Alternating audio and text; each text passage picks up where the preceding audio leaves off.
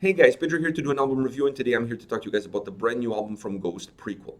Now, two things I want to say first before we get started with the album review. First is there's not going to be any background music in this video because the band and the label actually, not the band, is blocking all of the songs on YouTube on copyright grounds. So I don't want to run the risk of having this video blocked as well. So I'm not going to be putting any music on the background. I apologize for that, but I'd rather be safe than sorry. Second aspect is I'm going to be doing an album review on the deluxe edition, not on the regular edition. The album was released with two different editions. The deluxe edition has 12 tracks, two extra tracks, and 51 minutes in length. The two extra tracks being It's a Sin and Avalanche. All right, now that I got that out of the way, let's get started with the album review. So, sorry, to me, this album really marks a departure from previous albums from Ghost.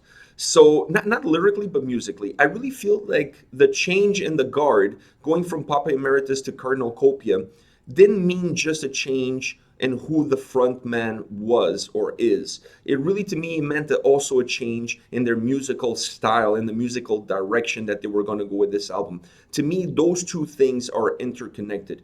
The change in that guard, to me, was driven by the style and the sound that they really wanted to introduce with this album.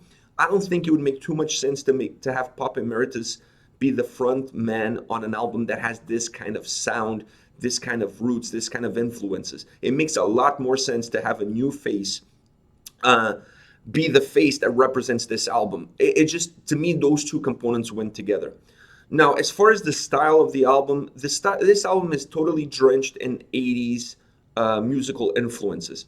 I really feel like they took the styles that were really predominant in the 80s, being pop, glam rock, and new wave. They incorporated those three styles into this album to create a Ghost album. And to me, that's not really surprising considering the first single, Rats, really had a lot of those influences. So that made me wonder if that's where they were going to go with the rest of the album, and that's exactly where they went with the rest of the album. To me, this is really an album that is really a rock, more of a rock pop album than it is a metal album. To me, I don't feel like this falls under the metal category at all. It's really a rock pop album, really radio-friendly album, with songs that are really catchy, really groovy choruses, really cool hooks in the chorus that are perfectly made for you to play on the radio and to be more accessible to a much larger audience. And if that's where they wanted to go with an album that's perhaps more appealing to the masses, they've achieved that. This album will definitely be an album that's going to have the band cross over to a much larger audience. It's going to perhaps open doors to an audience that was not aware of the band before. Lyrically, they capped the DNA of the band. They didn't deviate from it whatsoever. The songs in this album are still drenched in darkness and despair and really the occult, with songs about the devil, death, the plague, really heavy and dark, ominous subject matter. So from that perspective, they were able to keep the band's DNA as far as the lyrics are concerned. Where it changed is, like I said before, in the musical delivery of the songs. And to me, it's kind of unique the way they did it, because it's kind of hard for you to listen to a song about death and it's almost like a sing-along pop song. It's really a mixture of two completely different worlds. They made it work. You almost wonder how they made it work, because really, if you pay attention to the lyrics in some songs are so dark, with such dark subject matter, and the music is so uplifting and so popish that the two don't seem to really be able to merge with each other, but they are able to make them merge. And what I found myself is listening to a song, almost forgetting about what the subject matter is of that song, and singing along and feeling very happy and upbeat, and then looking back and thinking, wow, how can you be happy and upbeat when the song is about something as dark as what it is?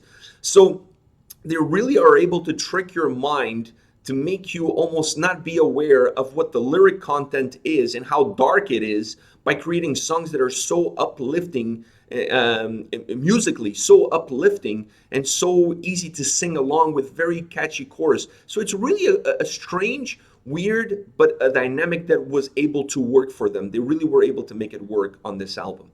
Now, as far as my favorite songs are concerned, I have to start off with Rats. How can you not? First single, a song that has those 80s influences in it, that pop influence in it, that thriller influence in it, a little bit of new wave in the style of the way the keyboards are come through in that song. Really catchy chorus, really easy to sing along. Perhaps one of the songs in the album that has a little bit of a heavier guitar riff to it, but a really cool song. One of my favorites of the album. Another one is Dance Macabre. I really like that song. In line with Rats, this one is even more popish and more sing-along, if you will. I think this song in the album has the catchiest, hookiest chorus that they've put in this whole album. I really like this song. It's one of those songs that I wouldn't be surprised that if one day you're at a nightclub and this song pops up and people are dancing to it. It really has that 80s dance, pop, new wave feel to it. And that's where I said the whole album is not a metal album. It's really a rock pop album. And this song really encapsulates that rock pop merger and how this song is delivered to the listener, to the audience. Now, my favorite song of the album is only available on the deluxe edition, and it's a cover song from Pet Shop Boys, It's a Sin. Now, this song, if you take a minute to really think about the album, the music content, the actual instrumentation content of the album, and then the lyrical content of the album, this song makes total sense to be included in this record. First of all, the lyrics, the subject matter of the song fits perfectly with the band, fits perfectly with Ghost, and it fits perfectly with the overall message and with the overall lyrical content of this specific record. Then musically, was one of the biggest songs of the 80s, was a huge hit. And it has all of those components. It has a little bit of a rock component, it has a little bit of a new wave component, and it has a lot of pop in it. So when you consider the musical aspect of the song, It's a Sin, and the lyrical aspect of the song, this was a perfect fit for this album and for this band. So I'm not surprised that they decided to do a cover song of It's a Sin and incorporate it in the deluxe edition. It is my favorite song of the album. I really like what they did with this song. They didn't go over the top. They didn't really change too much of it, but they gave the Ghost DNA to this song. They incorporated a little bit heavier guitars.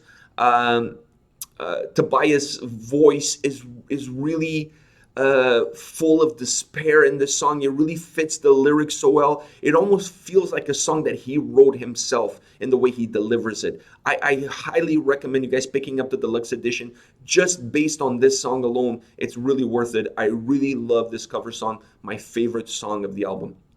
This is it.